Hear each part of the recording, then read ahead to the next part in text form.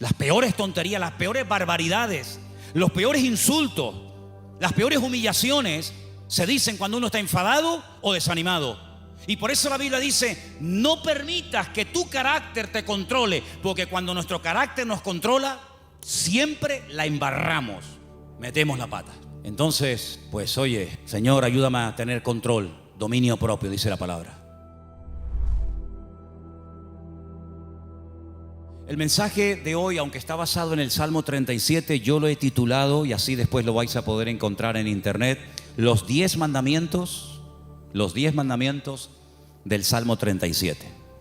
No son los 10 mandamientos de Éxodo 20, son los 10 mandamientos que vamos a ver en esta tarde del Salmo 37. Pero ahí en la pantalla podemos ver algunos temas que el Salmo 37 nos sugiere, que son muchos, por cierto. Tenemos... no, eso es lo de hoy, sería lo del jueves pasado, ¿vale?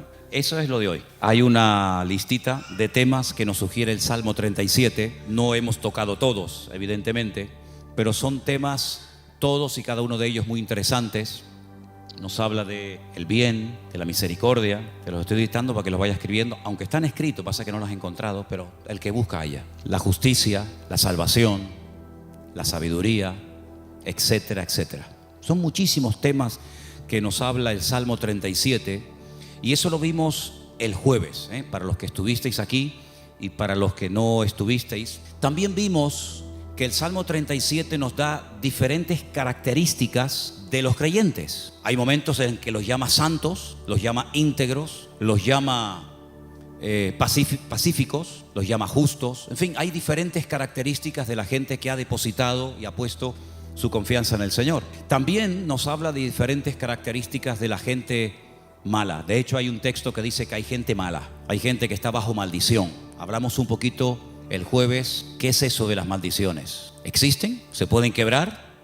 ¿Se transmiten? De todo eso hablamos un poquito el jueves, porque también el Salmo 37 nos habla de los que están bendecidos. Así que habla de los que están bendecidos y de los que están bajo alguna maldición. Y pusimos el ejemplo de los cananeos, que eran los nietos o eran descendientes de uno de los hijos de Noé, y cómo Noé maldijo a Canaán, no a Can, su hijo, sino a Canaán, y de la cual vienen toda la raza, todas las naciones de los cananeos, todas las tribus, pueblos que estaban allí, y cómo eran personas que tenían unas características típicas de los cananeos, una promiscuidad sexual terrible, idólatras, agresivos, salvajes realmente. Y todo eso nos lo sugiere el Salmo 37. Y el Salmo 37 también nos ayuda a superar ciertas y determinadas actitudes que, si no las cortamos de raíz, se pueden terminar convirtiendo en algo normal en nuestra vida. Por ejemplo, la envidia. La envidia hay que cortarla de raíz. Los celos, la desconfianza. Dice la Biblia que no tenemos que tener envidia, no tenemos que perder los nervios. Después todo eso lo vamos a ver viendo los versículos.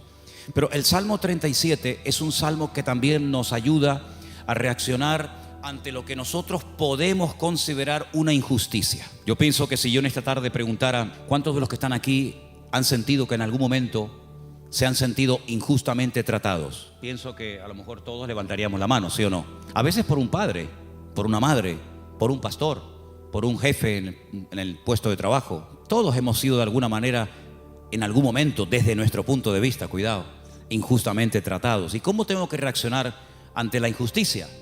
Ante lo que yo esperaba recibir y resulta que he recibido, pero todo lo contrario. El Salmo 37 es el antídoto perfecto. Que por cierto no es la queja. La queja es el lenguaje de los cobardes. La queja mata la fe, debilita el alma. Cuando una persona está todo el santo día quejándose, aunque no hables mucho con él o con ella, la forma como habla, la forma como opina, te está descubriendo el bajísimo nivel espiritual de su vida. El Salmo 37 nos habla de diferentes niveles espirituales. Algunos dirán, pero hay niveles. Claro que lo hay. No todo el mundo tiene la misma fe. No todo el mundo tiene el mismo nivel de paciencia o de amor o de conocimiento de la palabra. Siempre habrá alguien que sepa más que nosotros, ¿sí o no? Cuando ustedes van, por ejemplo, a la Biblia, encuentras momentos en los que el Señor se le queda mirando a un hombre y le dice: tú eres un hombre de mucha fe, grande es tu fe. Y hay momentos que se le queda mirando a otro y le dice: hombre de poca fe. Luego, los dos tenían fe, pero este tenía una gran fe y este tenía fe, pero poca. Entonces, en la vida No todo el mundo tiene la misma fe, no todo el mundo tiene la misma paciencia, no todo el mundo tiene el mismo conocimiento, el mismo discernimiento espiritual. Eso es normal, eso es así, nos guste o no. Y el Salmo 37 nos da consejos para alcanzar un nivel óptimo en nuestra relación con Dios y no caer en la desilusión, en la desesperanza, en la tristeza, porque dijimos que la tristeza, estoy preparando un mensaje, ya lo daré en su momento. Bueno, estoy preparando un montón de mensajes, pero uno de los que estoy preparando son las distintas caras o disfraces que se pone el orgullo. El orgullo se disfraza, se camufla, a veces de religioso, de espiritualidad, pero a veces el orgullo, y usted dirá, ¿sí? Me suena raro eso. Bueno, el orgullo a veces se disfraza de tristeza. La gente tiene una tristeza y en el fondo es porque tiene un problema con el orgullo.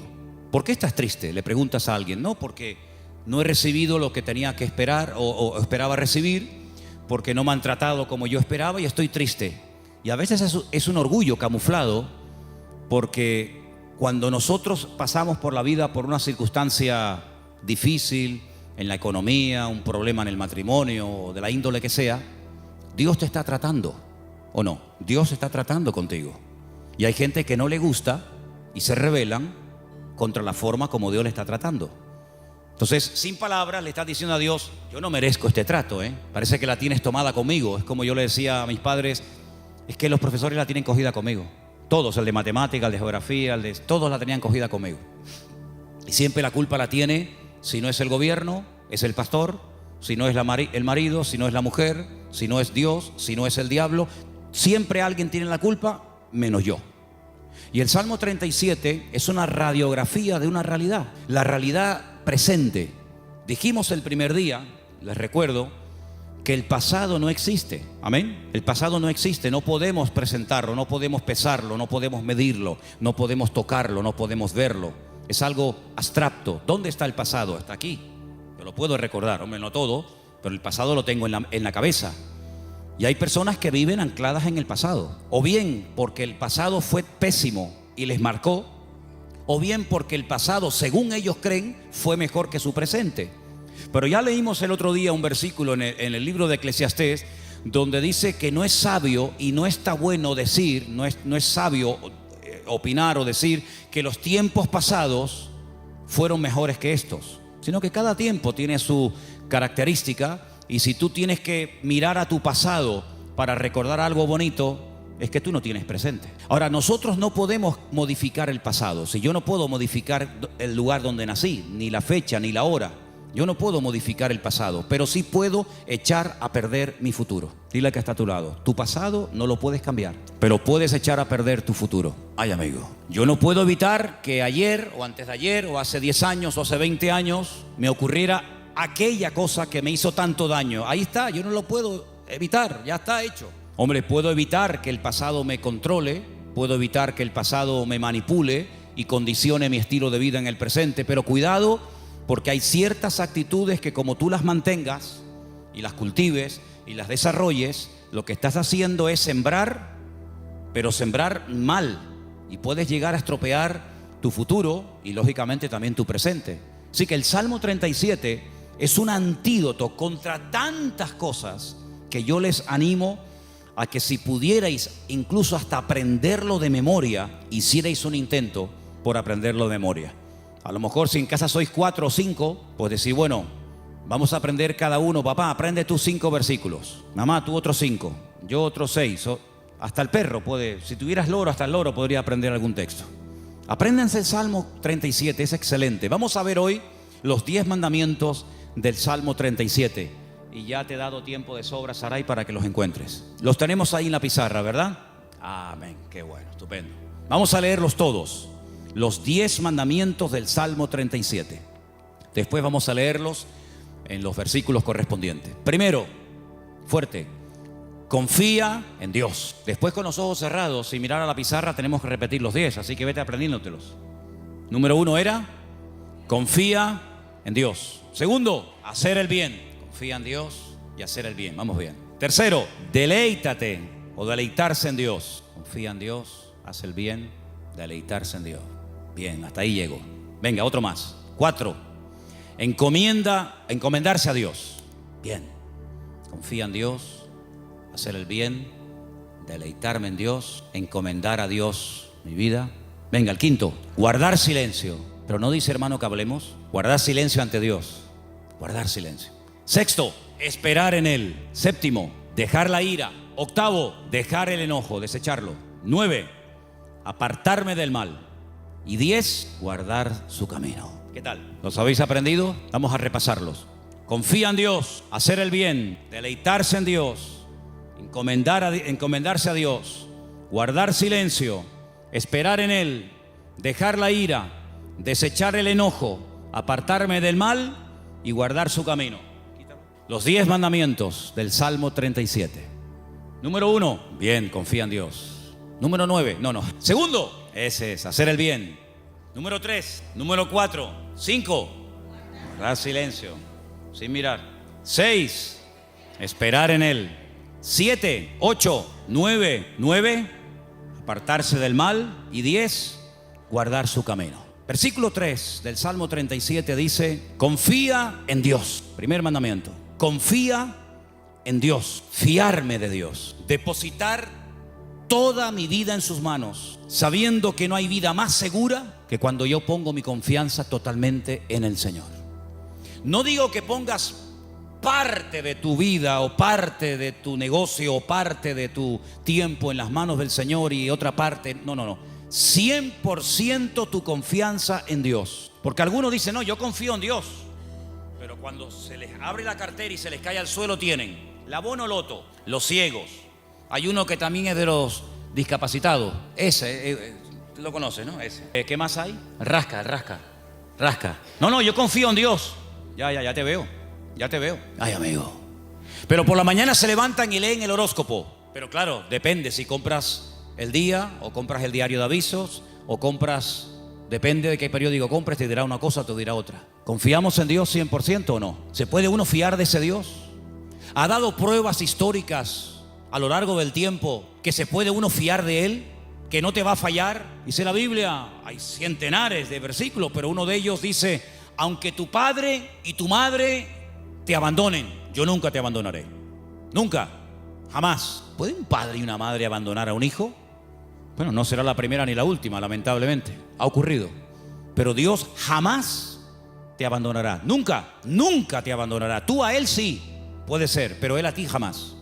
Dice que nos agarra, nos toma de la mano derecha y nos dice, no temas, yo estoy contigo, yo te ayudo. Por lo tanto, Él ha dado millones de demostraciones a lo largo del tiempo, no solamente a otros pueblos y a otras naciones y a otras iglesias y a otros hermanos, sino a nosotros mismos, de que podemos confiar 100% en nuestro Dios. Y cuando mi vida está 100% en sus manos, el temor no tiene cabida.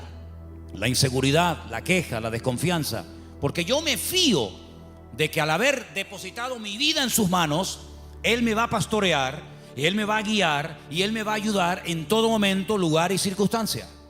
Y si Él permite que yo pase por una situación, digamos, difícil, por una situación que me hace sufrir o llorar, por algo será, aunque no lo entienda.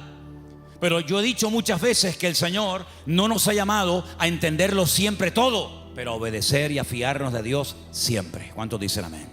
Por lo tanto, el primer mandamiento es lo que va a marcar la diferencia entre una vida y otra.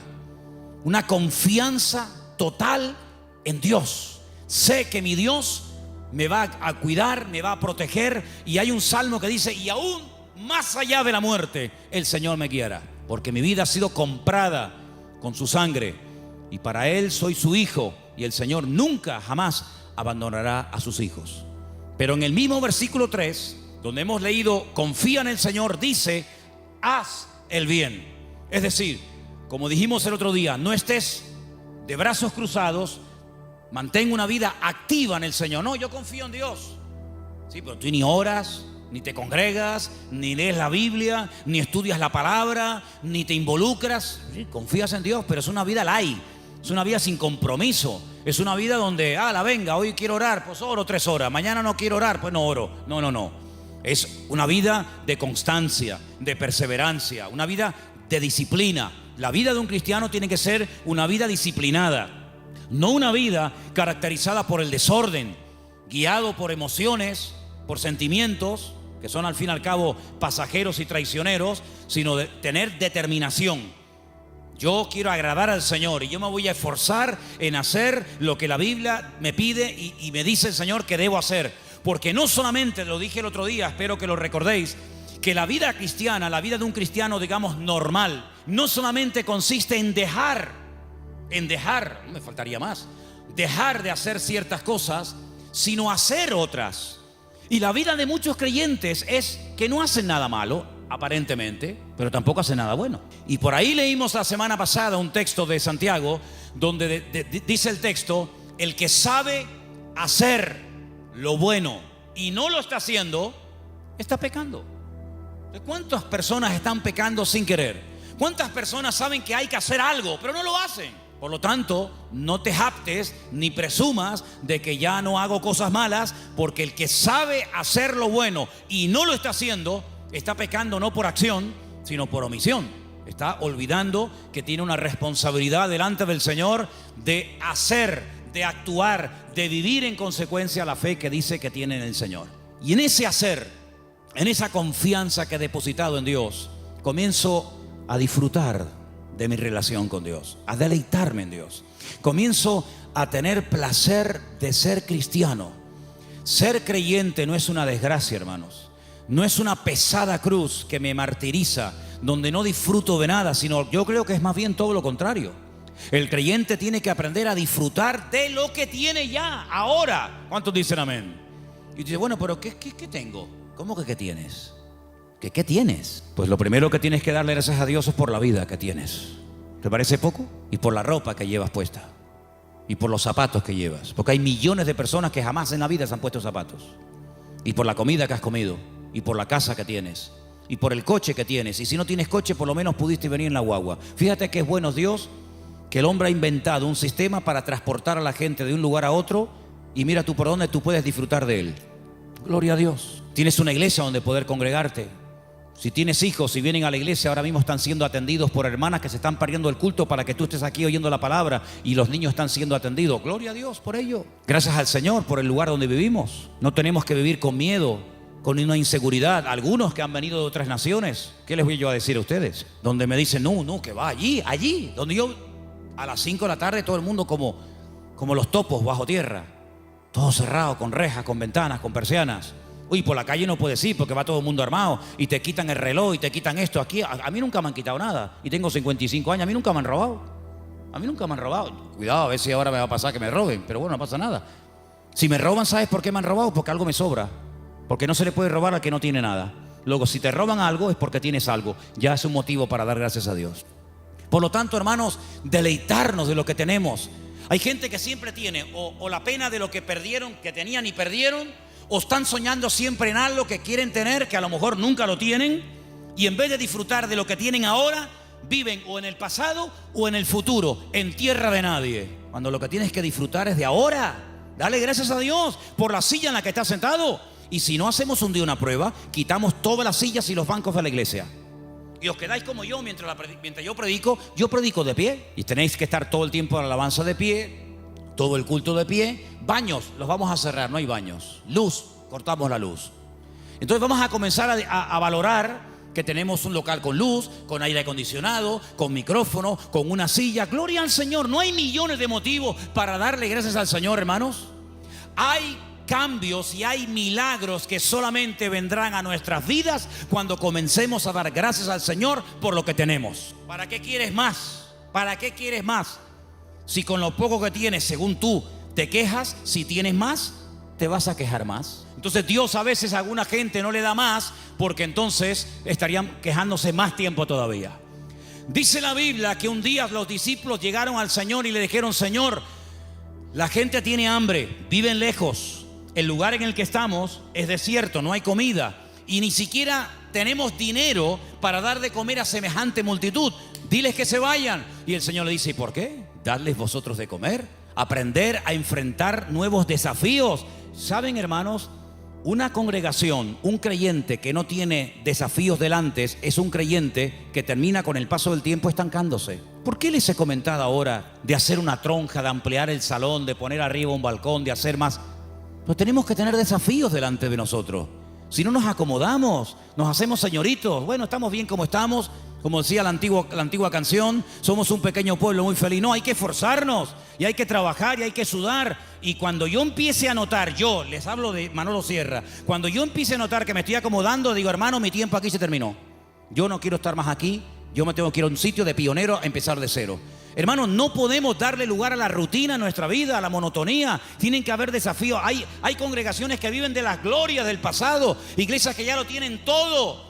Y te das cuenta que les hace falta todavía tantas cosas, como le dice la Odisea. Nos hemos enriquecido, no nos hace falta de nada. Y el Señor estaba en la puerta de la iglesia llamando. Dice, si alguno oye mi voz, entraré a él, cenaré con él y él conmigo. Habían perdido lo más grandioso y hermoso que puede tener una congregación, que es la presencia del Señor. La habían perdido y ni siquiera se habían dado cuenta. ¿Cuántas cosas hay por ahí así que nos dejan con la boca abierta? Por lo tanto, hermano, vamos a deleitarnos en el Señor. Vamos a disfrutar de la vida. No dice la Biblia, deleítate con la mujer de tu juventud. ¿No dice eso la Biblia? En la mía sí. Algunos me miran como diciendo, pero eso dice la Biblia. Uy, más todavía. Con la mujer de tu juventud, que sus caricias te satisfagan en todo tiempo. Así que ya saben, yo me deleito, pero tú me haces caricias. Eso dice la Biblia, deleítate con sus caricias. Gloria a Dios. Dale gracias a Dios por tus hijos. ¿Cuándo fue la última vez que dijiste, te doy gracias por mi hijo? Pero es que ella tiene 80 años, no importa. Otros lo perdieron cuando tenía 20 y el Señor te lo ha dado a ti 40 años. Ay, amigo, dale gracias a Dios por tu madre, por tu padre. Dale gracias a Dios por el pastor que tienes, porque de momento es el único que tiene, es lo que hay. Dale gracias a Dios por todo lo que tienes cada día. Y cada vez que comas, di, Señor, hoy han muerto 17,000 personas de hambre en el mundo y yo no seré una de ellas. Yo ahora tengo algo para llevarme a la boca. Gloria a Dios. Comenzar a regocijarnos en el Señor. Hermanos, que la gente diga, pero ¿qué tiene esa gente que no se quejan? ¿Qué tenemos? El Dios más grande y más maravilloso que jamás se pueden encontrar por la vida. ¿Cuántos dicen amén? Eso es lo que tenemos. ¡Aleluya! Gloria a Dios. Amén. Pero el quinto mandamiento, el primero era confía en Dios, el segundo era hacer el bien, el tercero era deleitarme en Dios, el cuarto era encomendar a Dios, poner todo, mi vida, mis negocios, mi futuro, mis planes, todo en las manos del Señor. Pero el quinto es muy bueno. ¿Cuál era? Guarda silencio. Ay, amigo. Ay, amigo. Yo ya les conté una vez, yo sé que ya se lo conté. Algunos dirán, eso ya lo contaste, sí, pero te lo voy a contar otra vez. En la antigua Grecia se le daba mucha importancia a la oratoria, a hablar en público. De hecho, había escuelas muy famosas que hasta el día de hoy, en marketing y en muchas escuelas, se emplean las técnicas de aquella época, donde los griegos le daban mucha importancia al hablar en público, a perder el miedo escénico, etc. Y había un famoso maestro de una de las escuelas griegas que cobraba por enseñar oratoria, por enseñar a hablar correctamente en público a la gente. Y vino un día un chico y le dijo que quería que este maestro le diera clases. Y el maestro le dijo, a ti te voy a cobrar el doble de lo que le cobra a todos los demás alumnos. Y este dijo, ¿a mí el doble? ¿Por qué? Dice, porque contigo voy a tener el doble de trabajo. Contigo voy a perder mucho tiempo, primeramente a enseñarte a que te calles. Y cuando aprendas a guardar silencio, es cuando por fin podré comenzar a enseñarte a hablar. Pero ¿quieres comenzar a hablar? Y para comenzar a hablar hay que aprender a estar en silencio. ¿Saben que el silencio es algo que se utilizó durante mucho tiempo en algunos lugares como tortura? Poner a una persona en un lugar donde no oía ningún tipo de ruido. Y en algunos casos la gente se terminaba volviendo loca. Pero muchas de las grandes cosas que Dios ha revelado a lo largo de la historia, grandes hombres de Dios, lo ha hecho en la calma, en el silencio. Hay un pasaje muy interesante donde un profeta llamado Elías, un gran hombre de Dios, estaba pasando un momento muy difícil en su vida. Se sentía solo, incomprendido, le pidió a Dios que le quitara la vida, en fin, todo lo que ustedes saben. Y hay un momento en el que él sale de la cueva y dice que se produce un terremoto tremendo en la puerta de la cueva, y él ve que ese terremoto es tan tremendo, tan destructivo, que las rocas se partían y había un viento huracanado tremendo y todos los árboles caían. Pero dice, pero Dios no estaba en todo aquello. Él estaba acostumbrado a moverse en el barullo, en el ruido, en el follón, en lo espectacular. Y dice que al final de todo sopló un silbo, un viento suave, una cosa muy suave, muy delicada. Y dice, y el Señor estaba en aquel silbo apacible. Hay creyentes que están todo el día hablando y hablando y hablando y hablando, y muy pocas veces oyen o tienen tiempo para oír la voz de Dios. Búscate un lugar tranquilo donde tú puedas estar tranquilo, sin televisión, sin internet, sin niños, sin el perro, sin el gato, sin fulano y mengano, donde puedas estar tranquilo, tranquila, pensando en lo que está pasando en tu vida, aprendiendo a interpretar las circunstancias que te rodean. Si algo bueno tiene el silencio, es que tiene una parte terapéutica, ayuda al hombre a meditar y a reflexionar. ¿Qué estoy haciendo con mi vida? Me he plantado ya con una edad en la vida. ¿Qué le está pasando a mi hijo, que lo veo últimamente muy callado o muy hablador o muy atontado o muy espabilado? ¿Qué está pasando en el ambiente? Y es en esos momentos de calma, de quietud, de silencio ante la presencia del Señor, donde el Señor te puede revelar y te puede mostrar cosas que en el barullo, en el follón y en el ruido no se captan. Por eso este mandamiento de guardar silencio significa aprendamos a meditar tranquilamente en la presencia del Señor. Vivimos en una sociedad muy ruidosa. España es uno de los países más ruidosos de Europa. Sales por las calles y desde que te levantas por la mañana, prácticamente hasta que te acuestas, hay ruido constantemente. Y por la noche ni te cuento. En la quietud de la noche es cuando vienen a recoger los camiones la basura. ¿Sí o no? ¿No pasa por tu barrio? Estás tranquilo en tu casa y de repente ¡bim, bam, bim, bum, pam, pam! Y dices, Dios, ¿pero qué pasó? Sale el camión de la basura. Al rato viene el camión que está regando. Al otro rato viene el camión que se lleva el vidrio. Y es un follón tremendo, ¿sí o no? Bueno, hermanos, aprendamos a estar tranquilos en la presencia del Señor. Aprendamos a decir, Señor, ¿hay algo que me quieres decir? ¿Hay algo que me quieres compartir? Ese guardar silencio significa aprender a reflexionar en Dios. Oye, mira, ahora no me molesten.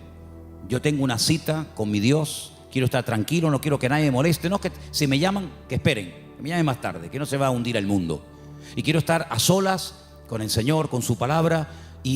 Como decía un pastor amigo mío, un minuto, Manolo, un minuto bien pasado en calma, en quietud, en la presencia del Señor, puede cambiar una vida.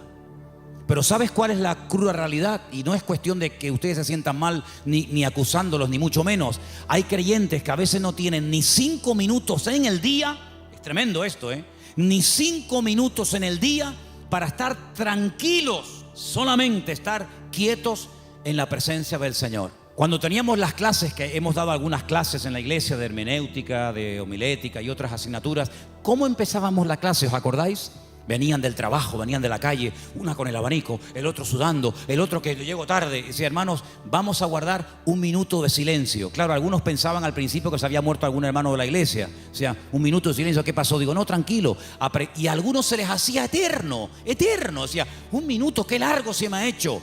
Hermanos, aprendamos a estar quietos en la presencia del Señor, aprender a observar, aprender a interpretar lo que está ocurriendo a nuestro alrededor. El sexto era esperar en Él. ¿Saben que una de las cosas que yo peor llevo en la vida es esperar? No me gustan las colas. El otro día me enseñaba un hermano de la iglesia, por no estar dando nombres, me enseñaba una fotografía que habían sacado desde una ventana donde se veía un grupo bastante numeroso de gente haciendo cola, esperando. Me decía, esta es una de las colas que la gente tiene que hacer para ver si puede comprar algo de azúcar. Y yo decía, bueno, pues yo me acostumbraría, mira que para mí sería tremendo esto, ¿no? Pero yo digo, bueno, yo me acostumbraría a vivir sin comer azúcar, porque yo para estar 2 horas, 4 horas para un paquete de azúcar. Y me dice otra persona, sí, pero es que también tienes que hacer cola para comprar la leche. Digo, bueno, pues, no sé, me acostumbraría a no beber leche. Pero es que también al final tienes que hacer cola para todo. Pero qué rabia da a veces cuando tienes prisa y el que va delante tuyo es el más lento de Europa. Le acaban de dar el carnet de conducir. Pone el intermitente de la izquierda y después va a la derecha. O pone los 4 que son de emergencia, porque como te ve muy pegado, te está diciendo, no te pegues mucho que me das miedo, y te pone los 4 intermitentes. Y tú dices, pero muévete, que tengo prisa. Me acuerdo una vez en Benito Pérez Armas, el semáforo estaba en verde, hermano. De verdad les prometo que el semáforo estaba en verde. Era bajando la antigua cárcel a mano izquierda, que ya entras para el Parque La Granja, ¿sabéis dónde les digo, no? Y el semáforo estaba en verde. Y había un coche parado. Y yo le decía, al principio fue una pita suave, no sé. Después, más prolongada. Al final, Saqué la cabeza por la ventana. Digo, pero muévete de una vez, hombre, que está verde. Atontado, que estás atontado. Y sacó la cabeza una señora y me dice, hola, pastor, ¿cómo está, hermano? Y le dije, hola, hermana, hola. Dele, hermanita, dele, vamos. Qué vergüenza, ¿no? Si hubiera sido oveja en vez de pastor, me hubiera cambiado de iglesia para que no me diera. Bueno, son cosas que pasan, ¿no? Soy humano como cualquiera de ustedes. Así que, hermanos, aprender a esperar en la vida se hace a veces complicado, ¿verdad? Pero es importante y fundamental aprender a esperar en Dios, no tener prisas. Porque, ¿saben? He descubierto que Dios no tiene prisas. ¿Cuántos dicen amén? ¿Saben que hay un pasaje donde una persona, no quiero decir la palabra se enfada, pero casi se enfadó con el Señor? Porque nunca le había pedido nada. Nunca. Sabían que el Señor siempre estaba muy ocupado. Sabían que el Señor siempre estaba viajando, hablando por aquí, predicando, y nunca le habían pedido nada. Solamente un día le pidieron un favor, y el favor era muy concreto, muy directo. Señor, el que amas está enfermo. Como diciendo, Señor, ven pronto. Y dice la Biblia, saben lo que estoy hablando, ¿verdad? De Lázaro. Era amigo de Jesús, vivía en Betania, donde estaba con sus dos hermanas, Marta y María. Dice la Biblia que cuando le llega la noticia al Señor, no dice, como seguramente esperaban la familia, venga, vamos que hay que ir a orar por Lázaro. O podía incluso haber hecho lo que hizo con el siervo del centurión, ¿os acordáis? Cuando le dijo el centurión, Señor, no hace falta que vengas a mi casa, di la palabra y mi criado sanará. Podía haber dicho, Padre, desde aquí pido que sanes ahora a mi amigo Lázaro. Y Lázaro hubiera sido sanado. Pero ni siquiera hizo eso, sino dice que llegó 4 días después del aviso. Y claro, cuando llegó, evidentemente la enfermedad era grave, porque dice la Biblia que Lázaro ya estaba muerto y enterrado. Si ellas sabían que no iban a molestar al Señor por una tontería. Cuando llegó, sale una hermana, se lo encuentra en el camino y le dice estas palabras que ustedes saben perfectamente.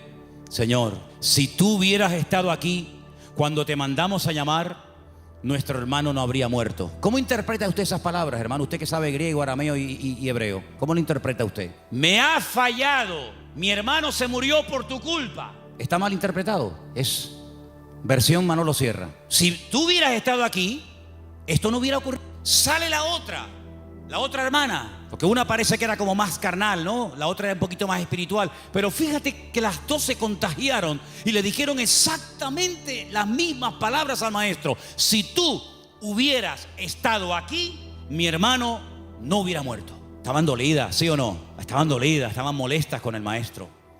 Esto no tenía que haber pasado. Salmo 37. No te impacientes, no pierdas los nervios. Después vamos a ver eso. Y el Señor le dice, Marta, María, que yo soy la resurrección y la vida. El que cree en mí, aunque esté muerto, vivirá. Claro, ellas eran judías, ellas no eran paganas. Ellas conocían la escritura. Ellas sabían perfectamente por las escrituras del Antiguo Testamento que se habla de la resurrección. Y entonces cuando el Señor dice que yo soy la resurrección y la vida, y le dice el Señor, tu hermano resucitará, ellas dicen, yo lo sé. Yo sé que mi hermano resucitará, pero no ahora, sino en el día postrero, algún día. Y el Señor le dice, vamos al cementerio. Y todos conocen la historia. Ahora yo les hago una pregunta y sean sinceros. ¿Ustedes creen que realmente el Señor llegó tarde? El Señor nunca llega tarde a ninguna casa, a ninguna familia. El Señor siempre llega cuando tiene que llegar. Siempre. Es que si esto hubiera ocurrido media hora antes, sí, pero ocurrió así. El Señor lo quiso así y ya está. El Señor llegó cuando, humanamente hablando, según ustedes, ya no hay nada que hacer. Y hay situaciones, escucha bien esto, hermano, porque cuanto antes lo aprendan, algunos, unos más que otros, mejor. Hay situaciones que Dios permite, escucha bien, que Dios permite que lleguen hasta el final, cuando ya humanamente hablando no hay ninguna posibilidad de cambio. Y el Señor lo permite. Hay otras que no. Hay otras que dicen, no, vamos a hacer esto ahora. Pero hay otras que dicen, tranquilo, lo va a hacer pero no ahora. No cuando tú quieras, sino cuando yo quiera y como yo quiera. Y cuando llega al cementerio, hace uno de los milagros más espectaculares que el Señor hizo a lo largo de su ministerio. Levantar a un muerto que hacía 4 días que estaba enterrado. Eso no lo había hecho nunca. Había resucitado personas que estaban aún calientes. ¿Se acuerdan? La hija de Jairo, cuando llegó, dice, acaba de morir. Luego si la tocabas, la niña estaba caliente, acababa de morir, pero estaba muerta. Pero el Señor la resucitó. Había otros casos donde dice la Biblia que lo llevaban en la caja para enterrarlo Y bueno, los judíos entierran a la gente el mismo día que muere. Por lo tanto, no hacía ni 24 horas que había muerto. Pero nunca el Señor había llegado tan lejos. Nunca el Señor había hecho un milagro de una resurrección después de 4 días. Si ustedes van a Israel, si ustedes han ido a Jerusalén alguna vez conmigo, ustedes van a ver que en todos los cementerios judíos hay una abertura, como una ventana, que es por donde se cree que al tercer día se va el alma. Y ya es como demasiado tarde, ya no hay escapatoria. A los 3 días, a las 72 horas, se va el alma y ya se fue. ¿Cuándo llegó el Señor? Al 4.º día. Cuando ya no había ninguna posibilidad, según la tradición, según la medicina, de levantar a un muerto, es cuando llegó el Señor. No podía el Señor haber llegado el primer día antes de que muriera así, pero hubiera sido una sanidad más de tantas. Pero el Señor quería hacer algo especial, porque amaba tanto a Lázaro, que si hubiera llegado a la media hora o a los 10 minutos de haber recibido el llamado, hubiera sido una sanidad. Y Lázaro podía haber dicho: el Señor me sanó cuando yo estuve enfermo, pero yo te amo tanto, Lázaro, que no te voy a sanar, te voy a resucitar. Y eres la única persona en toda la historia de la humanidad que yo resucité al 4.º día. Entonces, ¿no te das cuenta, hermano y hermana, que a veces hay situaciones como que tú dices: pero ¿dónde va a terminar todo esto? ¿Pero hasta cuándo va a llegar esto? Es por el amor tan grande que Dios te tiene, para que no sea una cosita más que puede pasar desapercibida, o que incluso algún incrédulo diga: bueno, sería casualidad. No, va a llegar al límite, al extremo, cuando ya no hay ninguna posibilidad de cambio, de mejoría o de perfeccionamiento, cuando el Señor va a llegar y va a decir: ahora, para que la gente diga: esto era para la gloria del Señor. ¿Cuántos dicen amén? Aleluya.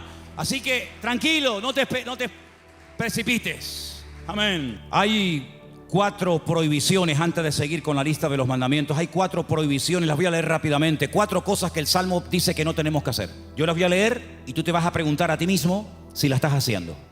La primera está en el versículo 1. Salmo 37:1. No te impacientes a causa de los malignos. No te impacientes. No pierdas la paz. Tranquilo, relájate. Dile a que está a tu lado: relájate, tranquilo, no te impacientes. No pierdas la paciencia. Número 2, en el mismo texto: ni tengas envidia de los que hacen iniquidad. Así que ni impacientarme, ni tener envidia. Jamás. Ni una cosa ni otra. Versículo 7. No alterarme.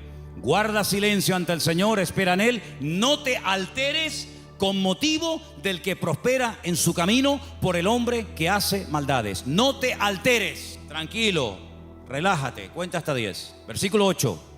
Deja la ira, desecha el enojo, no te excites en manera alguna a hacer lo malo. Estas son las 4 prohibiciones, las 4 cosas que el Salmo 37 prohíbe hacer a un creyente: no perder la paciencia, no tener envidia, no alterarme y no hacer lo indebido, es decir, lo malo. ¿Qué te parece? Y en esta actitud, en esta riqueza del Salmo 37 me dice: deja la ira y desecha el enojo. Es decir, si te enfadas, vas a comenzar a hacer y a decir tonterías. Cuando una persona está enfadada, ¿tú le has oído las tonterías que dice? Incluso hasta orando dice tonterías. Ya no aguanto más. Y el Señor dice: cállate, machango. Sabrás tú si aguantas o no aguantas. Si yo te mando esto es porque tú aguantas. Pero ya Él lo dijo: nadie me ama. Las tonterías que uno dice cuando está enfadado, es como cuando uno está desanimado. Las peores tonterías, las peores barbaridades, los peores insultos, las peores humillaciones se dicen cuando uno está enfadado o desanimado. Y por eso la Biblia dice: no permitas que tu carácter te controle, porque cuando nuestro carácter nos controla, siempre la embarramos. ¿No dicen así los argentinos o los uruguayos? La embarramos, metemos la pata. Entonces, pues oye, Señor, ayúdame a tener control, dominio propio, dice la palabra. Dominio propio. Teníamos hace años en una montaña que hay en Llano del Moro, en una torre muy alta, teníamos unas antenas que colocamos allí cuando pusimos la primera emisora de radio cristiana de las Islas Canarias. Y había un hombre que todas las mañanas subía a ese monte y pegaba un grito, pero un grito que se oía en todo el valle. Se montaba en el coche y yo creo que se iba a trabajar. Y yo digo: oye, Uno dirá que está loco, pero yo creo que este hombre es sabio, porque el hombre se iba al monte, pegaba un alarido estilo Tarzán. Yo creo que tenía algo de espíritu de Tarzán. Gritaba, se montaba en el coche y se iba. Oye, a lo mejor tenemos que irnos a la montaña de los Campitos. Procura que no haya nadie, porque claro, si subes por la noche y pegas un alarido estilo hombre lobo allí, van a decir que hay un loco aquí, un endemoniado. Pero hermano, ¿sabes qué? Tenemos que aprender a desahogarnos con Dios. ¿Cómo se desahogaba Cristo? Con el Padre. ¿Dónde fue? Al huerto de Getsemaní. Y en el huerto de Getsemaní dice que agonizaba, lloraba, clamaba, allí peleaba. Y cuando salía y se levantaba y le decían, venimos a aprender a Jesús, dice, yo soy. ¡Pum! Y caían todos al suelo. En otras palabras, era un hombre que no descargaba en los demás su enojo, su enfado, lo que fuera, sino que aprendía a desahogar su alma delante del Padre. Y eso es algo que tenemos que aprender todos, hermano. Porque hay gente que está contenida. Y hermano, el tranquilito, el que no se enfada nunca, cuando se enfada, échate a correr, échate a correr. Dice, no, usted no se enfada nunca. Cuando se enfada, apaga la luz y vámonos, porque es el increíble Hulk. Que por cierto, me encontré en la puerta de la iglesia allí 2 puños del increíble Hulk. No sé si a alguien se le cayeron. ¿Los puedes enseñar? No sé quién trajo eso, pero bueno, ahí están. Yo dije el otro día, y según el Salmo 37 y otros, hay 2 vías de escape, 2 válvulas de escape que Dios ha puesto en el ser humano, que tiene que usarlas. Una es el llanto y otra es la risa. Claro, como te enseñaron que los hombres no lloran, pues está trancado. Y como tampoco no es la alegría de la huerta, dicho sea de paso, pues tampoco se ríe. Entonces ni llora ni ríe. Y un día va a explotar más de uno. Pero aprende a reírte en el Señor. Aprende a llorar en la presencia del Señor. No dice la Biblia, bienaventurados los que no se ríen, bienaventurados los que no lloran. ¿Lo habéis leído alguna vez? Yo tampoco. Bienaventurados los que lloran, dice la Biblia. Pues llora, mija, llora. Llora delante del Señor. Llora, hermano y hermana, delante del Señor. Señor, lloro de esto, lloro por aquello, lloro por tal, lloro por cual. Y te aseguro que tu alma se va a descargar, se va a desahogar. Y cuando salga, vas a salir con las fuerzas renovadas. Vas a salir levantado por el Señor. Vas a salir bendecido. Pero no vivas una vida hermética, trancada, porque ni Cristo vivió así. Él dice la Biblia que se quebrantó y lloró y sudó grandes gotas de sangre. Y se desahogó delante del Padre.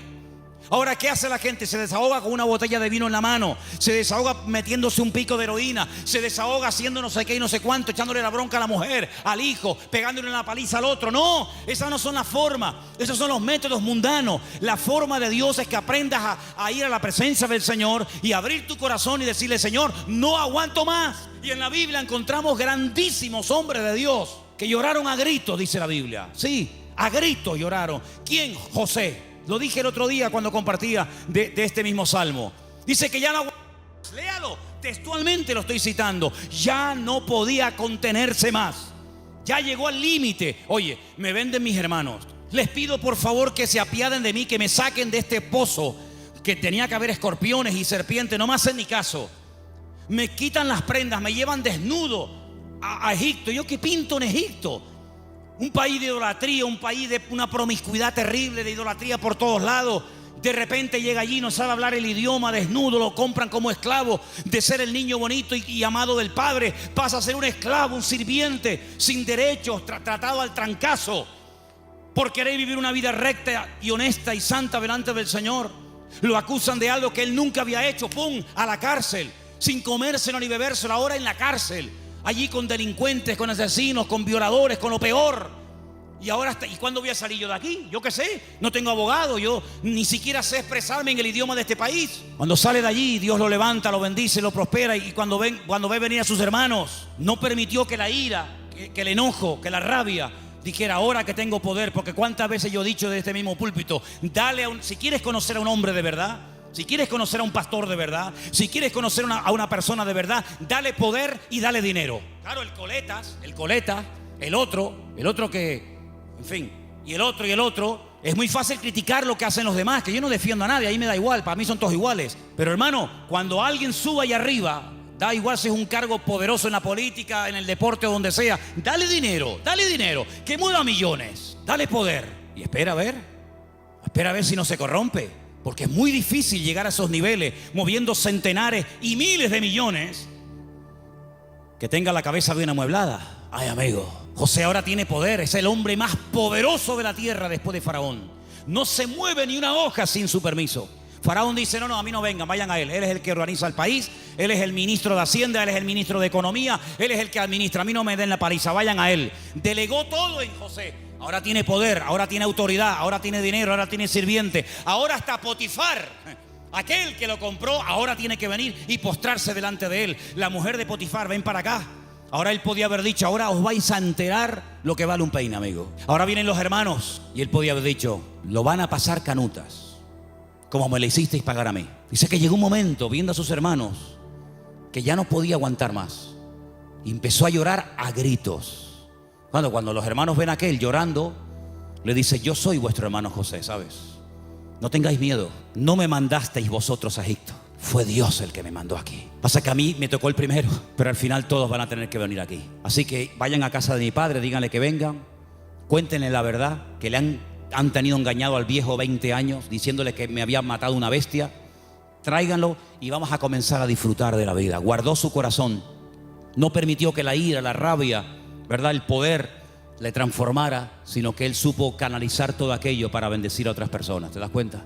Entonces, queridos hermanos, dice la Biblia, sobre toda cosa guardada, guarda tu corazón. Porque la escasez, el depender día a día del Señor no ha echado a perder a nadie. Yo nunca he visto a nadie que por depender del Señor para todos se echara a perder. No, de verdad, créanme, no he conocido a nadie, pero sí he conocido a muchos que cuando tuvieron algo, muchacho, otra persona completamente. Es como yo a veces le digo a los jóvenes, oye, cuando no tenías novia, y no me dirijo a nadie, pero el que tenga, porque tenga, ¿no? O cuando no tenías novio, oye, eras encantadora, saludabas a todo el mundo, venías temprano al culto, te ibas la última. Ahora que tienes novio, eres más antipático que un pepino. No, amén, no digan amén. No. ¿Quién dijo amén? No digan amén, que se va a hacer.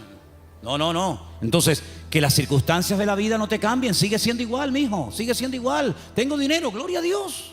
No tengo, gloria a Dios. Oye, que vengo en la guagua, amén. Que vengo en coche, amén. Que vengo en limusina, amén. Ten cuidado que como te la vea yo, te la vendo y compramos la tronja para la iglesia. ¿Me entiendes? Entonces, hermano, mantengamos el equilibrio en el Señor. Mantengamos el equilibrio. Vamos a deleitarnos de lo que tenemos, pero vamos a apartarnos. Versículo 27, apártate del mal. Este versículo es buenísimo. Ya termino con este y con uno más. Apártate del mal. Apártate del mal. Dios no tiene que apartarse del mal, somos nosotros los que tenemos que apartarnos del mal. Es decir, ser selectivo. ¿Me conviene a mí esta amistad con esta persona? ¿De qué habla esta persona? Pues mira, está todo el día hablando de esto. No me conviene. No digo que sea mala persona, pero no me conviene. Su mundo no es mi mundo. Sus conversaciones no son las mías. Y para ser amigo tengo que entrar en su terreno. Y no me va. No me interesa. Apártate del mal. Aprender a retirarse a tiempo. Mira, no me conviene esta amistad, no me conviene este lugar, no me conviene estar todo el día con esto. Eso es lo que dice la Biblia. No son prohibiciones porque lo digo yo y punto. No, sino es por tu bien. Apártate del mal, porque el mal difícilmente se aparta de uno. Escúchame bien. Generalmente el que tiene que apartarse del pecado es uno. El pecado generalmente no se aparta de ti. Tú sales a la calle y hay más droga que antes, y más alcohol que antes, y más mentira, y más de todo que antes. Luego, el mal difícilmente se aparta de una persona. Te tendrás que ir a vivir al Valle de Ucanca allí solo y ni siquiera allí. Porque decía Pablo, miserable de mí, ¿quién me librará de este cuerpo de muerte? Por lo tanto, apártate del mal, sé selectivo. Dice, mira, no me conviene este camino. Dice que el simple ve el peligro y pasa justamente por el peligro. El prudente dice, no me conviene ir por ahí, voy a dar la vuelta. Es más largo, pero no importa. Prefiero dar la vuelta que pasar por ahí que me cortan la cabeza. Apártate del mal, haz el bien. Y dice finalmente, verso 34, el 34 y termino, espera en Dios y guarda su camino. Mantente en el camino del Señor. Pon cuidado en las cosas del Señor. Mantente en Dios. Un día bueno lo tiene cualquiera, pero es mantenerse un día, mantenerse dos. Estar dispuesto a ser tratado. Hay gente que no quiere ser tratada. Hay gente que pierdes la amistad en el momento que dice, mira, eso que estás haciendo no está bien. Eso que estás haciendo es una payasada. Eso que estás haciendo no te conviene. Automáticamente ya le cambió la cara, automáticamente se fueron las amistades. Apartarse del mal, ser sabio, tener ese discernimiento, ese temor a Dios. Esto que estoy haciendo, esto que quiero hacer no me conviene. Guardar el camino del Señor. ¿Qué es lo que le agrada a Dios? ¿Dios haría esto en mi lugar? Eso es lo que tenemos que hacer. Y déjame que te diga algo, porque tengo una frase aquí que apunté estos días. es mucho más fácil deshacerse del pecado que de las consecuencias del pecado. El pecado no es tan fácil, no es tan difícil dejarlo. Pides perdón a Dios, Dios te perdona y se acabó. Pero amigo, a veces hay consecuencias de un pecado que hiciste que pueden durar años. Y hay gente que en sus cuerpos llevan secuelas del pecado que hicieron hace 40 años, pero a veces las consecuencias están ahí. Que Dios nos dé fuerzas también para poder vivir en victoria, a pesar de que puede ser que de un pecado o de una vida en desorden que llevé en un momento puntual de mi vida, puede ser que haya un chiquitito corriendo por la casa, o haya una niñita, o haya no sé qué, o haya no sé cuánto. El pecado a veces deja cicatrices, el pecado a veces deja consecuencias. Y te vuelvo a repetir, es más fácil dejar el pecado que los hijos del pecado, que las consecuencias del pecado. Pero tienes que asumir eso. Y a veces eso es lo que te mantiene humilde, es decir, esto me va a recordar toda la vida que aquel momento de mi vida yo viví en desorden y no hice las cosas como Dios manda. Yo dije el primer día cuando hablamos del Salmo 37 que el Salmo 37 es un mapa. Pero mira, y piensa en esto que te voy a decir ahora, el mejor mapa del mundo, el más completo, el más bonito, a todo color, con todos los detallitos y las medidas y los ríos y las montañas, el mejor mapa del mundo no nos sirve para nada si yo no sé dónde estoy. A mí me dan un mapa completo, me dice, mira qué belleza de mapa, ¿vale? Ya sé dónde está el norte, las montañas, los valles, los ríos, pero yo en el mapa ¿dónde estoy? Porque si yo no sé dónde estoy, el mapa no me sirve de nada. Ahora cuando yo digo, no, tú estás aquí, vale, estoy aquí. Ok, vale, pues entonces dame un compás, dame una regla, yo mido y entonces yo sé que me faltan tantas horas o tantos kilómetros para llegar aquí. Si yo no sé dónde estoy, el mapa no me sirve de nada. Aquí hay un mapa perfecto, el GPS de Dios. Pero si tú no sabes dónde estás, ¿de qué me sirve a mí esto? Eso de decir, no, lee la Biblia. Si no, yo la leí, pero no sabes dónde estás. No sabes si estás bien, si estás mal, si estás en desorden, si no estás en desorden.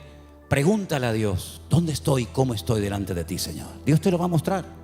Dios te va a mostrar a la luz de su palabra y guardando silencio y esperando Dios te va a mostrar, mira, tú estás en este punto de tu vida. Tú has llegado a un punto en tu vida en el que te has estancado. Esa es tu realidad. Entonces, en base a esa realidad, yo trabajo. Si tú no sabes dónde estás ahora mismo, si tú no sabes cómo estás delante de Dios, vienes al culto. Y el culto es como una especie de placebo, ¿no? El culto es una especie de cuando me duele la cabeza, me tomo una pastilla, se me fue el dolor de cabeza, pero espérate, a lo mejor tienes algo más y tú te conformas con una pastilla. Y hay cosas en la vida que se solucionan con una pastilla, pero hay otras cosas que se solucionan con una operación. Entonces, ¿en qué punto de tu relación con el Señor tú te encuentras? ¿Tú qué necesitas? ¿Una oración así, un versiculito, o tú necesitas ser operado? Cada uno tiene que examinarse a sí mismo. Y este es el momento en el que tú tienes que decir, Señor, yo verdaderamente estoy cumpliendo esos mandamientos que he leído esta tarde. Confío en Dios, estoy haciendo el bien, me estoy deleitando en ti, Señor. Estoy todo el día agobiado, preocupado, quejándome. ¿Estoy poniendo mi vida en tus manos o llevo una agenda paralela? No, Dios para los domingos, también para el jueves si es que voy. Pero yo tengo una agenda personal y privada. Yo sé lo que voy a hacer en mi vida, esto y hasta aquello. A mí me hace mucha gracia cuando hay gente que dice, no, él tiene la agenda completa para los próximos 5 años. Cuando dice la Biblia, ¿cómo eres capaz de presumir del día de mañana si no sabes qué te traerá de sí el día? ¿Tenía Cristo agenda? Dice que somos como el viento, que ni sabemos de dónde vamos ni a dónde venimos. Guardamos silencio ante Dios, esperamos en Dios tranquilamente. El carácter está siendo cada vez un aliado nuestro o nos está cada vez traicionando y dominando más. Dejamos la ira, el enojo, nos estamos apartando del mal o cada vez estamos tonteando más con el mal. Porque el mal no perdona, amigo. Como te metas en donde hay mal, como te metas en terreno minado, lo más probable es que se te salga una pierna por los aires. Hay una parte en Israel donde yo llevo a la gente que es la frontera más cercana a Jordania, que antiguamente era territorio jordano. En el 67 Israel peleó con Jordania, triplicó las fronteras y llegó hasta la misma ribera, hasta la misma orilla del río Jordán. Y es algo muy estrecho, mucho más estrecho que esta iglesia. Ves al soldado jordano allí sentado haciendo guardia y ves al israelita aquí y el río medio. Es una frontera muy, muy estrecha. Allí se ha convertido en un lugar típico para hacer bautismos. Ahora Dios mediante tendremos bautismo en noviembre allí, si Dios quiere. Pero ¿sabes qué, hermano? Cuando llegamos a ese lugar con la furgoneta, tenemos que aparcar donde ellos nos dicen que tenemos que aparcar. Porque los jordanos cuando se fueron dejaron todo aquel terreno en represalia por haberlo perdido, todo lleno de minas, todo lleno de minas. miles y miles de minas. Entonces han puesto unas alambradas con unos carteles escritos en diferentes idiomas: no se salgan del camino, no entren aquí, no entren por allá. Y tú, si vas en línea recta y aparca, no hay ningún problema. El que se va a bautizar vuelve. Pero si alguien se quiere ir con el Señor antes de tiempo, dice: mira, después de bautizarte, en vez de venir en línea recta, vete por allí y ya te vas de paso ya con el Señor. Es un terreno minado. El que entra se juega la vida, amigo. El mundo está lleno de minas. Tu barrio donde tú vives está lleno de minas por todos lados. Y el diablo te dice: no pasa nada, otros han pasado y no han muerto, pasa tú también. ¡Pum! Y el simple va. Entonces, apartarnos del mal. Decir: yo le veo las orejas al lobo, no le veo todavía el cuerpo, pero le veo las orejitas asomando por la valla, pues entonces me doy la vuelta y me voy. Eso no es ser cobarde, eso es ser valiente. Porque hay que ser más valiente para salir corriendo ante el peligro que ser un osado y enfrentarse al enemigo así a cara descubierta que te parte en la cara. Y finalmente dice: guarda su camino. Cierra tus ojos en esta tarde, hermano. Son estos 10 mandamientos. Apréndetelos de memoria. Escríbelos ahí en una hoja. Ponlos en la Biblia. Cuando te levantes mañana por la mañana, dilos en alta voz. A lo largo del día, ponlos ahí en el tablero del coche o en el espejo de tu habitación, o te estés afeitando, lavando. Ponlos en la mesilla de noche cuando te acuestes. Confía en Dios, hacer el bien, deleitarme en Dios, encomendar a Dios el camino, guardar silencio ante Él, esperar en Dios, dejar la ira, desechar el enojo, apartarme del mal, guardar su camino. Mañana otra vez, pasado otra vez. Y estas verdades van penetrando en tu vida. Y en cuestión de varias semanas, de varios meses, de poco tiempo, tú vas a notar que hay algo en tu vida que comienza a cambiar. Comienza a cambiar. Ahí tienes 10 consejos prácticos, 10 mandamientos de la palabra para vivir una vida victoriosa en Dios. Señor, en esta tarde te damos gracias por este precioso salmo. Salmo escrito por nuestro hermano y querido David HaMelech, el rey David. Gracias, Señor, porque tu palabra nos habla miles de años después de haber sido escrita, como si se hubiera escrito la noche misma. Señor, queremos pedirte que nos dé fuerzas para que podamos poner en práctica estos mandamientos, estos sabios consejos que el dulce cantor de Israel, el hombre más cerca del corazón de Dios, nos dejó en la palabra, para que los escudriñemos y los pongamos en práctica. ¿Cómo sabía él que hay que apartarse del mal cuando hay tiempo de hacerlo? ¿Cómo sabía él deleitarse en Dios? ¿Cómo sabía David confiar en ti, Señor? ¿Cómo sabía David encomendar, poner la vida en tus manos antes que en el hombre? ¿Cómo habla la voz de la experiencia, Señor? Y queremos en esta tarde pedirte que nos ayudes a poner en práctica esta palabra que hemos aprendido hoy, Señor. Danos fuerza para poder hacerlo. Te lo pedimos en el nombre bendito y poderoso de Jesús. Amén. Gracias por acompañarnos. Sigamos juntos en el camino de la fe y no te pierdas el próximo mensaje que tenemos para ti. Que Dios te bendiga.